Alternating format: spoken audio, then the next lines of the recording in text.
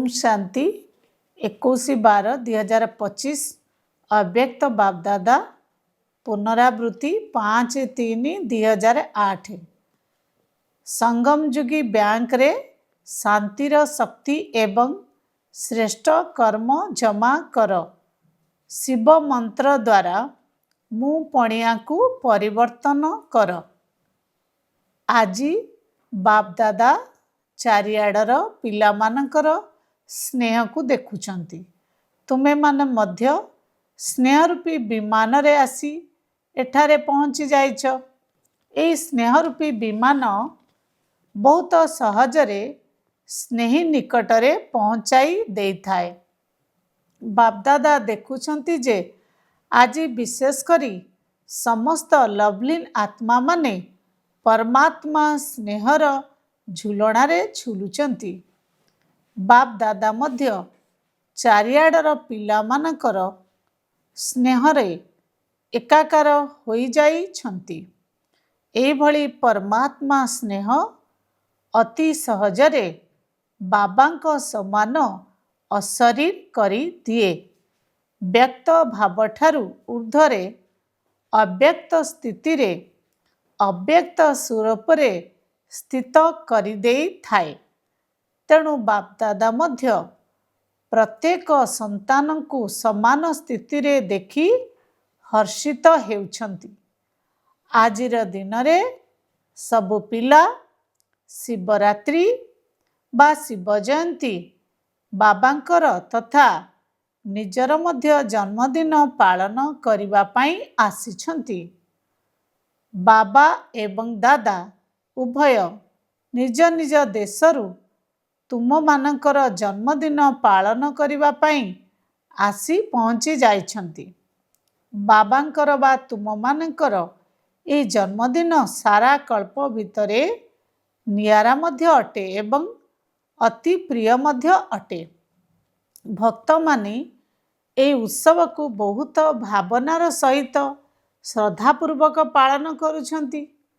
तुमे माने एही दिव्य जन्म रे जेउ सबु श्रेष्ठ एवं अलौकिक कर्म करिछ एवं एबे मध्य करुछ सेगुडी को स्मारकी रूपरे चाहे अल्प समय पाई हेउ पछके भक्त माने पालन करुछंती एवं ताहा भक्त मानकर चमत्कारी मध्य अटे जाकी सेमाने कॉपी करिबारे मध्य बहुत बुद्धिमान अटंती। काहेकि ना तुमे मानकर ही तो भक्त अटंती ना। तेणु तुम मानकर श्रेष्ठतार फल से स्मारकी तैयारी करिथिबा आत्मा मानकु वरदान उपरे मिलिछि।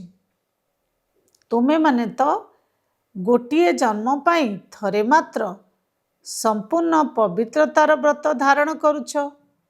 जेतु सेमाने तुमको कॉपी करिछंती तेणु सेमाने गोटिए दिन पाई हेउ पछके पवित्रतार व्रत को मध्य धारण करुछंती। तुमे माने पूरा जन्म ही पवित्र अन्नर व्रत रखुछ। तेणु सेमाने मध्य गोटिए दिन पवित्र अन्नर व्रत रखुछंती।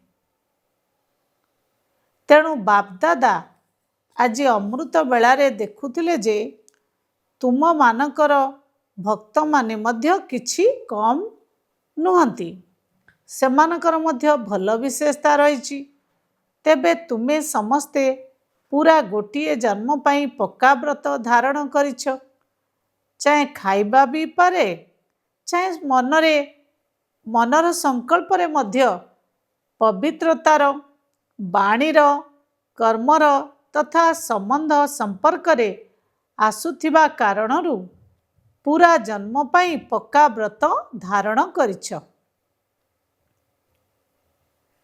कौन पूरा व्रत रखिछ ना अल्प अल्प रखिछ? काहेकि ना पवित्रता ब्राह्मण जीवनर आधार अटे। पूज्य हेबार मध्य आधार अटे। श्रेष्ठ प्राप्तिर मध्य आधार अटे। तेणु जे भी भाग्यवान आत्मा माने एठारे पहुँची जाइछ समस्ते निज निज को चेक कर जे ए जन्म रे ପବିତ୍ର ହେବାର 4 ପ୍ରକାର ଉତ୍ସବ, ଯାହାକି କେବଳ ବ୍ରହ୍ମଚର୍ଯ୍ୟର ପବିତ୍ରତା ନୁହେଁ, କିନ୍ତୁ ମନ, ବଚନ, କର୍ମ ଏବଂ ସମ୍ବନ୍ଧ ସମ୍ପର୍କରେ ମଧ୍ୟ ପବିତ୍ରତାର ପକ୍କା ବ୍ରତ ଧାରଣ କରିଛ ତ? ଯେଉଁମାନେ ପୁରା ବ୍ରତ ଧାରଣ କରିଛନ୍ତି, କିଛି କଞ୍ଚା ନୁହେଁ, ସେମାନେ ହାତ ଉଠାଅ। କ'ଣ ପକ୍କା ତ? ପକ୍କା। କେତେ ପକ୍କା? କେହି ଯଦି ତୁମକୁ ହଲଚଲ କରିବ, ତେବେ କ'ଣ ହଲଚଲ ହେବ ନାହିଁ ତ?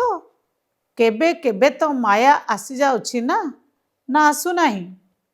କ'ଣ ମାୟାକୁ ବିଦା ଦେଇଛ ନା କେବେ ତାକୁ ଅନୁମତି ଦେଇଦେଉଛ, ତେଣୁ ଆସିଯାଉଛି? ଏବେ ଚେକ୍ କର, ମୁଁ ପକ୍କା ବ୍ରତ ଧାରଣ କରିଛି ତ? ସଦାକାଳର ବ୍ରତ ଧାରଣ କରିଛ ତ? ନା କେବେର ବ୍ରତ ଧାରଣ କରିଛ? କେବେ ଅଳ୍ପ, କେବେ ବେଶୀ, କେବେ ପକ୍କା, କେବେ କଞ୍ଚା?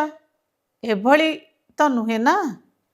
କାହିଁକି ନା ବାପ ଦାଦାଙ୍କ ସହିତ ସ୍ନେହ ରଖିବାରେ ସମସ୍ତେ ନିଜକୁ 100% ଠାରୁ ମଧ୍ୟ ଅଧିକ ମନେ କରୁଛନ୍ତି।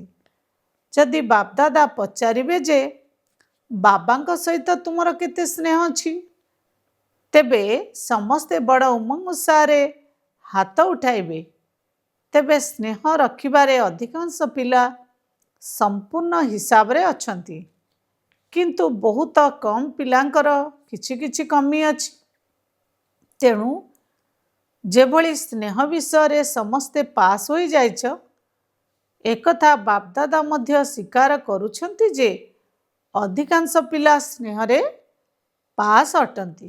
କିନ୍ତୁ ପବିତ୍ରତାର ବ୍ରତରେ 4ଟି ଯାକ ରୂପରେ, ଯଥା ମନ, ବଚନ, କର୍ମ ଏବଂ ସମ୍ବନ୍ଧ ସମ୍ପର୍କରେ ସମ୍ପୂର୍ଣ୍ଣ ପବିତ୍ରତାର ବ୍ରତକୁ ପାଳନ କରିବାରେ କମି ଆସିଯାଉଛି।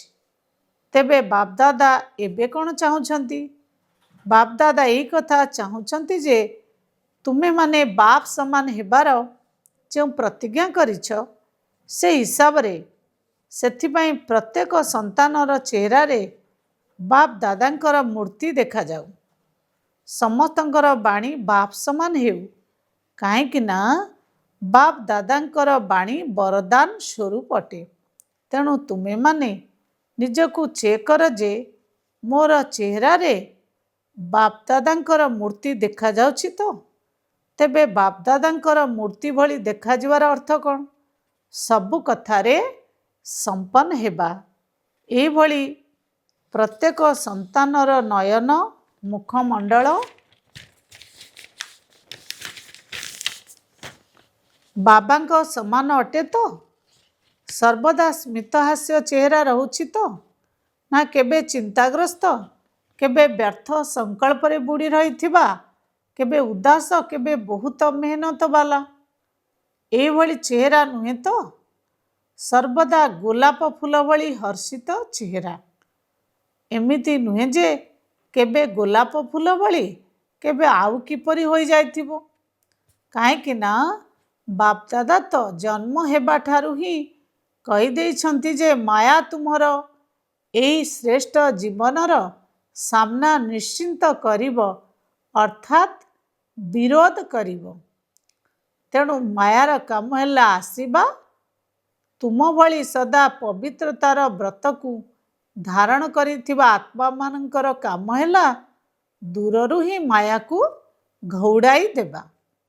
କିନ୍ତୁ ବାପଦାଦା ଦେଖୁଛନ୍ତି ଯେ କେତେକ ପିଲା ଦୂରରୁ ହିଁ ମାୟାକୁ ତଡ଼ି ଦେଉ ନ ଦେଇ ତାକୁ ଆସିବାକୁ ଦେଉଛନ୍ତି, ଅର୍ଥାତ୍ ମାୟାର ପ୍ରଭାବରେ ଆସିଯାଉଛନ୍ତି। ଯଦି ଦୂରରୁ ତଡ଼ି ଦେଉନାହଁ, ତେଣୁ ମାୟାର ମଧ୍ୟ ଆସିବାର ଅଭ୍ୟାସ ହେଇଯାଉଛି। ସେ ମଧ୍ୟ ଆସିଯାଉଛି, ସେ ମଧ୍ୟ ଜାଣିଯାଉଛି ଯେ ଏଠାରେ ମୋତେ ବସିବା ପାଇଁ ସ୍ଥାନ ମିଳିବ। ତେବେ ମାୟାକୁ ବସିବା ପାଇଁ ସ୍ଥାନ ଦେବାର ଲକ୍ଷଣ ହେଲା ନିଜ ଉପରେ ମାୟାର ପ୍ରଭାବ ପଡ଼ିଥିବାର ଜାଣି ମଧ୍ୟ ଭାବୁଛନ୍ତି ଏବେ କ'ଣ ମୁଁ ସମ୍ପୂର୍ଣ୍ଣ ହେଲିଣି? ସମ୍ପୂର୍ଣ୍ଣ ତ କେହି ବି ହୋଇନାହାନ୍ତି। ଏବେ ତ ମୁଁ ହେଉଛି ଏବଂ ହୋଇଯିବି ମଧ୍ୟ। ଏଇଭଳି ବ୍ୟର୍ଥ ବିଚାର କରିବାରେ ଲାଗି ପଡ଼ୁଛନ୍ତି। ତେଣୁ ମାୟାର ମଧ୍ୟ ବସିବାର ଅଭ୍ୟାସ ହେଇଯାଉଛି। ତେଣୁ ଆଜି ଜନ୍ମଦିନ ତ ପାଳନ କରୁଛ, ବାବା ମଧ୍ୟ ଆଶୀର୍ବାଦ ଏବଂ ଅଭିନନ୍ଦନ ଦେଉଛନ୍ତି। କିନ୍ତୁ ବାବା ପ୍ରତ୍ୟେକ ସନ୍ତାନକୁ, ଏପରିକି ଶେଷ ନମ୍ବରର ସନ୍ତାନକୁ ମଧ୍ୟ କେଉଁ ରୂପରେ ଦେଖିବାକୁ ଚାହୁଁଛନ୍ତି? କାରଣ ଶେଷ ନମ୍ବରର ପିଲା ମଧ୍ୟ ବାବାଙ୍କର ପ୍ରିୟ ତ ଅଟେ ନା। ତେଣୁ ବାବା ଶେଷ ନମ୍ବର ବାଲା ପିଲାକୁ ମଧ୍ୟ ସଦା ପ୍ରସ୍ଫୁଟିତ ଗୋଲାପ ରୂପରେ ଦେଖିବାକୁ ଚାହୁଁଛନ୍ତି। ଝାଉଁଳା ଫୁଲ ନୁହେଁ। ତେବେ ଝାଉଁଳି ପଡ଼ିବାର କାରଣ ହେଲା ଟିକିଏ ଅବହେଳା ପଣିଆ ହୋଇଯିବା। ଦେଖିବି କରିବି ପହଞ୍ଚିଯିବି ଦେବି। ତେଣୁ ଏଇଭଳି ଆଗକୁ ଗଡ଼େଇ ଚାଲିଥିବା ଭାଷା ହିଁ ତଳକୁ ଖସାଇ ଦେଉଛି। ତେଣୁ ଚେକ୍ କର କେତେ ସମୟ ବିତିଗଲାଣି। ଏବେ ତ ସମୟ ପାଖେଇ ଆସିବାର ଏବଂ ଅଚାନକ ସବୁକିଛି ଘଟିବାର ସଂକେତ ବାପଦାଦା ମଧ୍ୟ ଦେଇସାରିଛନ୍ତି। ତେଣୁ ଏହିଭଳି ସମୟ ପାଇଁ ସର୍ବଦା ସଜାଗ ରହିବା ସହିତ ସଦା ପ୍ରସ୍ତୁତ ଅବସ୍ଥାରେ ରହିବା ଅତ୍ୟନ୍ତ ଜରୁରୀ ଅଟେ। ତେଣୁ ସର୍ବଦା ସଜାଗ ରହିବା ପାଇଁ ଚେକ୍ କର ଯେ ମୋର ମନ ବୁଦ୍ଧି ସର୍ବଦା ସ୍ୱଚ୍ଛ ସ୍ପଷ୍ଟ ଅଟେ ତ? ସ୍ୱଚ୍ଛ ମଧ୍ୟ ଦରକାର, ସ୍ପଷ୍ଟ ମଧ୍ୟ ଦରକାର।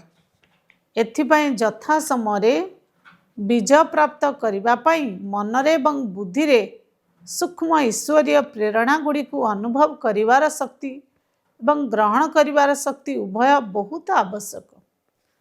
ଏହିଭଳି ମଧ୍ୟ ପରିସ୍ଥିତି ସୃଷ୍ଟି ହେବ ଯାହାକି କୌଣସି ବି ଦୂର ସ୍ଥାନରେ ବସିଥିଲେ ମଧ୍ୟ ତୁମର ମନ ବୁଦ୍ଧି ଯଦି ସ୍ୱଚ୍ଛ ସ୍ପଷ୍ଟ ଥିବ, ତେବେ ବାବାଙ୍କର ସଂକେତକୁ, ନିର୍ଦ୍ଦେଶକୁ ବା ଶ୍ରୀମତକୁ ଗ୍ରହଣ କରିପାରିବ।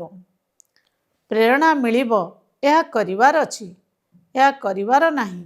ସେଥିପାଇଁ ବାପଦାଦା ପୂର୍ବରୁ ମଧ୍ୟ ଶୁଣାଇଛନ୍ତି ଯେ ବର୍ତ୍ତମାନ ସମୟରେ ଶାନ୍ତିର ଶକ୍ତିକୁ ଯେତେ ପର୍ଯ୍ୟନ୍ତ ସମ୍ଭବ ନିଜ ଭିତରେ ଜମା କର। ଯେବେ ଚାହିଁବ, ଯେପରି ଚାହିଁବ ସେହିଭଳି ନିଜର ମନବୁଦ୍ଧିକୁ ନିୟନ୍ତ୍ରଣ କରିପାରୁଥିବ। ବ୍ୟର୍ଥ ସଂକଳ୍ପ ସ୍ୱପ୍ନରେ ମଧ୍ୟ ସ୍ପର୍ଶ କରିପାରୁ ନଥିବ। ଏହିଭଳି ନିୟନ୍ତ୍ରଣ ନିଜର ମନବୁଦ୍ଧି ଉପରେ ନିହାତି ଦରକାର। ସେଥିପାଇଁ କଥାରେ ଅଛି, ମନକୁ ଜିତିଲେ ଜଗତକୁ ଜିତିବ।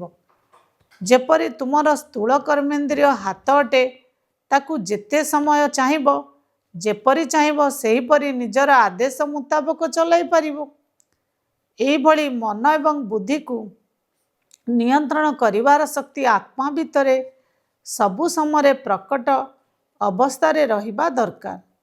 ଯେମିତି ନୁହେଁ ଯେ ଯୋଗ କରିବା ସମୟରେ ଅନୁଭବ ହେଉଥିବ, କିନ୍ତୁ କର୍ମ କରିବା ସମୟରେ, ବ୍ୟବହାର କରିବା ସମୟରେ, ସମ୍ବନ୍ଧ ରକ୍ଷା କରିବା ସମୟରେ କମ୍ ଅନୁଭବ ହେଉଥିବ।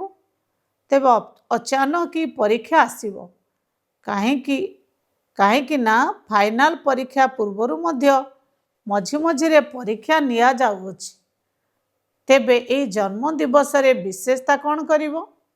ଶାନ୍ତିର ଶକ୍ତିକୁ ଯେତେ ଅଧିକ ଜମା କରିନିଅ ବା ଗୋଟିଏ ସେକେଣ୍ଡ ଭିତରେ ମଧୁର ଶାନ୍ତିର ଅନୁଭୂତିରେ ହଜିଯାଅ। କାହିଁକି ନା ଗୋଟିଏ ପଟେ ଶାନ୍ତିର ଶକ୍ତି ଅର୍ଥାତ୍ ସାଇଲେନ୍ସ ପାୱାର, ଅନ୍ୟପଟେ ବିଜ୍ଞାନର ଶକ୍ତି ଅର୍ଥାତ୍ ସାଇନ୍ସ ପାୱାର ମଧ୍ୟ ଅତି ଆଡ଼କୁ ଯାଉଛି। ତେବେ ସାଇନ୍ସ ଉପରେ ସାଇଲେନ୍ସର ବିଜୟ ହିଁ ପରିବର୍ତ୍ତନ କରିବ। ଶାନ୍ତିର ଶକ୍ତି ଦ୍ୱାରା ଦୂରରେ ବସିଥିଲେ ମଧ୍ୟ ଯେ କୌଣସି ଆତ୍ମାକୁ ସହଯୋଗ ଦେଇପାରିବ ଏବଂ ସକାଶ ଅର୍ଥାତ୍ ଶକ୍ତିଶାଳୀ କିରଣ ମଧ୍ୟ ଦେଇପାରିବ। ଭଟକି ଯାଇଥିବା ମନକୁ ଶାନ୍ତ କରିପାରିବ। ବ୍ରହ୍ମା ବାବାଙ୍କୁ ତ ଦେଖୁଛ, ଯଦି କୌଣସି ଅନନ୍ୟ ସନ୍ତାନ ଟିକିଏ ବି ହଲଚଲ ହେଇଯାଉଥିଲା ବା କୌଣସି ଶାରୀରିକ ହିସାବ କିତାବ ଚୁକ୍ତି କରୁଥିଲା, ତେବେ ବ୍ରହ୍ମା ବାବା ଅମୃତ ବେଳାରୁ ଉଠି ତାକୁ ଶକ୍ତିଶାଳୀ କିରଣ ସକାଶ ଦେଉଥିଲେ ଏବଂ ସେ ମଧ୍ୟ ଅନୁଭବ କରୁଥିଲେ। ତେଣୁ ତୁମମାନଙ୍କୁ ମଧ୍ୟ ଅନ୍ତିମ ସମୟରେ ଏଇଭଳି ଶାନ୍ତିର ଶକ୍ତିର ସେବା କରିବାର ସହଯୋଗ ଦେବାକୁ ପଡ଼ିବ। ବର୍ତ୍ତମାନର ପରିସ୍ଥିତି ଅନୁସାରେ ଏହି କଥାକୁ ବହୁତ ଧ୍ୟାନରେ ରଖ। ଶାନ୍ତିର ଶକ୍ତିକୁ ବା ନିଜର ଶ୍ରେଷ୍ଠ କର୍ମର ଶକ୍ତିକୁ ଜମା କରିବାର ବ୍ୟାଙ୍କ କେବଳ ଏବେ ହିଁ ଖୋଲିଛି। ଅନ୍ୟ କୌଣସି ଜନ୍ମରେ ଏଭଳି ଜମା କରିବାର ବ୍ୟାଙ୍କ ନଥାଏ। ତେବେ ଏବେ ଯଦି ଜମା ନ କରିପାରିଲ ତେବେ ଅନ୍ୟ ସମୟରେ ତ ବ୍ୟାଙ୍କ ହିଁ ନଥିବ, ତେଣୁ ଜମା କେଉଁଠି କରିବ? ତେଣୁ ଜମାର ଶକ୍ତିକୁ ଯେତେ ବଢ଼ାଇବାକୁ ଚାହିଁବ ସେତେ ବଢ଼ାଇ ପାରିବ। ଏମିତି ବି ଲୋକମାନେ କୁହନ୍ତି, ଯାହା କରିବାର ଅଛି ତାହା ଏବେ କରିନିଅ, ଏବେ ନୁହଁ ତ କେବେ ନୁହଁ। ଯାହା ଭାବିବାର ଅଛି ତାହା ଏବେ ଭାବିନିଅ। ଯଦି ଏବେ କିଛି ଭାବିଛ ଏବଂ ତାହା ଭାବିବାରେ ହିଁ ରହିଗଲା, ତେବେ ଆଉ କିଛି ସମୟ ପରେ ଯେତେବେଳେ ସମୟର ସୀମା ପାଖେଇ ଆସିବ ସେତେବେଳେ ସେଇ ଭାବିବା ପଶ୍ଚାତାପରେ ବଦଳିଯିବ। ସେଥିପାଇଁ ବାପଦାଦା ପୂର୍ବରୁ ହିଁ ସାବଧାନ କରାଇ ଦେଉଛନ୍ତି। ଯାହା ବି ହେଉଥାଉ, କିନ୍ତୁ ଗୋଟିଏ ସେକେଣ୍ଡ ଭିତରେ ଶାନ୍ତିର ଅନୁଭୂତିରେ ହଜିଯାଅ। ଏମିତି ଭାବ ନାହିଁ ଯେ ମୁଁ ପୁରୁଷାର୍ଥ କରୁଛି, କିନ୍ତୁ ଜମା କରିବାର ପୁରୁଷାର୍ଥ କେବଳ ଏବେ ହିଁ କରିପାରିବ। ବାପ ଦାଦାଙ୍କର ପିଲାମାନଙ୍କ ପ୍ରତି ସ୍ନେହ ରହିଛି, ତେଣୁ ବାପଦାଦା ପ୍ରତ୍ୟେକ ସନ୍ତାନକୁ ନିଜ ସାଥିରେ ନେଇଯିବା ପାଇଁ ଚାହୁଁଛନ୍ତି। ତେବେ ତୁମେମାନେ ଯେଉଁ ପ୍ରତିଜ୍ଞା କରିଛ ଯେ ସାଥିରେ ରହିବୁ, ସାଥିରେ ଚାଲିବୁ, ସେହି ପ୍ରତିଜ୍ଞାକୁ ପାଳନ କରିବା ପାଇଁ ହେଲେ ସମାନ ଆତ୍ମା ହିଁ ସାଥିରେ ଯାଇପାରିବ। ପୂର୍ବରୁ କହିଛୁ ନା, ଡବଲ ବିଦେଶୀମାନଙ୍କୁ ହାତ ଧରାଧରି ହୋଇ ଚାଲିବାକୁ ଭଲ ଲାଗେ। ତେଣୁ ଶ୍ରୀମତ ରୂପୀ ହାତକୁ ଧରିଥାଅ। ଯାହା ବାବାଙ୍କର ଶ୍ରୀମତ ତାହା ହିଁ ତୁମର ମତ। ଏହାକୁ କୁହାଯାଏ ହାତରେ ହାତ ଦେଇ ଚାଲିବା। ତେବେ ଠିକ୍ ଅଛି ତ, ଆଜି ସମସ୍ତେ ଜନ୍ମଦିନର ଉତ୍ସବ ପାଳନ କରିବା ପାଇଁ ଆସିଛ ନା? ବାପ ଦାଦାଙ୍କୁ ମଧ୍ୟ ଖୁସି ଲାଗୁଛି ଯେ ମୋର ପିଲାମାନେ ଏଇଭଳି ବାବା ଗର୍ବ କରୁଛନ୍ତି ଯେ ମୋର ପିଲାମାନେ ସର୍ବଦା ଉତ୍ସାହ ଭିତରେ ରହି ପ୍ରତିଦିନ ଉତ୍ସବ ପାଳନ କରୁଛନ୍ତି। ତେବେ ତୁମେମାନେ ପ୍ରତିଦିନ ଉତ୍ସବ ପାଳନ କରୁଛ ନା କେବଳ ବିଶେଷ ଦିନମାନଙ୍କରେ କରୁଛ? କାରଣ ସଙ୍ଗମ ଯୁଗ ହିଁ ଉତ୍ସବ ଅଟେ। ଏହି ଯୁଗ ହିଁ ଉତ୍ସବର ଯୁଗ ଅଟେ। ଅନ୍ୟ କୌଣସି ଯୁଗ ସଙ୍ଗମ ଯୁଗ ଭଳି ନୁହେଁ। ତେବେ ସମସ୍ତଙ୍କ ଭିତରେ ଉମଙ୍ଗ ଉତ୍ସାହ ଅଛି ତ? ମୋତେ ବାବାଙ୍କ ସମାନ ହେବାକୁ ହିଁ ପଡ଼ିବ, ଠିକ୍ ତ? ନିଶ୍ଚିନ୍ତ ହେବି ନା ଦେଖିବି, କରିବି, ହେବି, ଏଭଳି ନୁହେଁ ତ? ଯେଉଁମାନେ ଭାବୁଛନ୍ତି ମୁଁ ନିଶ୍ଚିନ୍ତ ହେବି, ସେମାନେ ହାତ ଉଠାଅ। କ'ଣ ନିଶ୍ଚିନ୍ତ ହେବ? ସେଥିପାଇଁ ତ୍ୟାଗ କରିବାକୁ ପଡ଼ିବ, ତପସ୍ୟା କରିବାକୁ ପଡ଼ିବ। କ'ଣ ପ୍ରସ୍ତୁତ ଅଛ ତ? ଠିକ୍ ତ? ନିଶ୍ଚିନ୍ତ ହେବି ନା ଦେଖିବି, କରିବି, ହେବି, କ'ଣ ନିଶ୍ଚିନ୍ତ ହେବ? ସେଥିପାଇଁ ତ୍ୟାଗ କରିବାକୁ ପଡ଼ିବ। ଯାହା ବି ତ୍ୟାଗ କରିବାକୁ ପଡ଼ୁ। ସବୁଠାରୁ ବଡ଼ ତ୍ୟାଗ କ'ଣ? କାହିଁକି ନା ତ୍ୟାଗ କରିବାରେ ସବୁଠାରୁ ବଡ଼ରୁ ବଡ଼ ଗୋଟିଏ ଶବ୍ଦ ହିଁ ଶବ୍ଦ ବିଘ୍ନ ପକାଇଥାଏ। ତାକୁ ତୁମେମାନେ ଜାଣିଛ ମଧ୍ୟ। ସେ କେଉଁ ଶବ୍ଦ? ମୁଁ। ଦେହ ଅଭିମାନର ମୁଁ।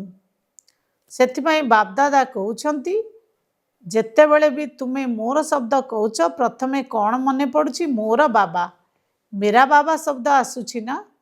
ଯଦିଓ ମୋର ଆଉ କିଛି ବି କର, କିନ୍ତୁ ଯେହେତୁ କହିବାର ଅଭ୍ୟାସ ହୋଇଯାଇଛି, ସେଥିପାଇଁ ପ୍ରଥମେ ବାବା ଶବ୍ଦ ହିଁ ମନେ ପଡ଼ୁଛି।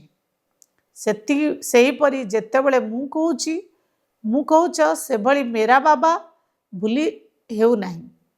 କେବେ ବି କାହାକୁ ମୋର କହିବା ବେଳେ ବାବା ଶବ୍ଦ ମନେ ପଡ଼ୁଛି। ସେହିପରି ଯେତେବେଳେ ମୁଁ କହୁଛି, ସେତେବେଳେ ପ୍ରଥମେ ଆତ୍ମା ମନେ ପଡ଼ୁ। ମୁଁ କିଏ? ଆତ୍ମା। ମୁଁ ଆତ୍ମା ଏହି କାର୍ଯ୍ୟ କରୁଛି। ମୁଁ ଏବଂ ମୋର ବିନାଶୀରୁ ଅବିନାଶୀ ହେଇଯାଉ। କ'ଣ ହୋଇପାରିବ? ମୁଣ୍ଡ ତ ହଲାଅ, ଅଭ୍ୟାସ କରିଦିଅ। ଯେତେବେଳେ ମୁଁ କହୁଛି, ତୁରନ୍ତ ସ୍ମୃତିରେ ଆସୁ ମୁଁ ଆତ୍ମା। ଏବଂ ଯେତେବେଳେ ମୁଁ ପଣିଆ ଆସିଯାଉଛି, ସେତେବେଳେ ହିଁ ଗୋଟିଏ ଶବ୍ଦ ମନେ ପଡ଼ୁ ଯେ ନିର୍ଦ୍ଦେଶକର୍ତ୍ତା କିଏ? ବାବା ନିର୍ଦ୍ଦେଶକର୍ତ୍ତା ହୋଇ କରାଉଛନ୍ତି। କର୍ମ କରିବା ସମୟରେ ନିର୍ଦ୍ଦେଶକର୍ତ୍ତା ଶବ୍ଦ ମନେ ରହିଲେ ମୁଁ ପଣିଆ ଆସିବ ନାହିଁ। ମୋର ବିଚାର, ମୋର ଡ୍ୟୁଟି, ड्यूटी मध्य बहुत निशा रही था। मोर ड्यूटी क्यों किंतु ड्यूटी देला वाला दाता किए? यही सबू ड्यूटी तो प्रभुंकर दान अटे ना। प्रभुंकर दान को मु बा मोर बोली भाविबा कौन भल कथा? एबे प्रत्येक स्थानरू बापदादा फलाफल देखा चाहूँगी। यही गोटे मास निजर स्वभाव को यही स्वाभाविक कर दियो, कहीं ना जहाँ नेचुराल नेचर परिणत हो जाए ता शीघ्र बदली जाए नहीं। तेणु निजर नेचुराल नेचर एभली कर दियो जहाँ कह जाउची सर्वदा तुम चेहरारू बाबांकर गुण देखा जाऊ एवं चाली चलन द्वारा बाबांकर श्रीमत देखा जाऊ। मुखमंडल रे सर्वदा स्मितहास्य रही थाऊ। सर्वदा निजे संतुष्ट रहिबा एवं समस्तंकु संतुष्ट करुथिबा चालीचलन हेउ। प्रत्येक कर्म रे कर्म सहित जोगर संतुलन रही थाऊ। केतक पिला बापदादा को बहुत भल भल कथा सुनाउछंती। कहबू कौन करुछंती? कहउछंती बाबा आपण तो बुझी नियंतु जे मोर नेचर ही एई भली, आउ किछि नुह, किंतु मोर नेचर ही एई भली अटे। सेथिरे बापदादा कौन कहिबे? मोर तो नेचर एई भली, मोर कथा एई भली अटे। केई केई एभली मध्य कहउछंती मु कौन क्रोध करुछि कि मोर पाटी टिके बड़, मोर कथाटा टिके कड़ा, मु कौन क्रोध करिछि टिके बड़ पाटरे कहि देउछि। एई भली केते मिठा मिठा कथा सुनाउछंती। बापदादा कहउछंती जाहाकू तुमे मोर नेचर बोली कहउछ, एई भली मोर कहिबा ही भूल अटे। यह रावण नेचर ना तुमर नेचर? तुमर अनादिकाल आदिकाल पूज्य कालर नेचर ही प्रकृत नेचर अटे। जे तू रावणर जिनिस को मोर मोर बोली कहउछ, तेणु से जाओ नहीं। पर जिनिस को निजर निजर करिबा भूल अटे। जदि केही परर जिनिस को पाखरे रखिबो बा लुचाई करी रखिबो तेबे ताकू केही भल कहिबे कि? तेणु रावणर नेचर को परर नेचर को मोर बोली काहींके कहउछ?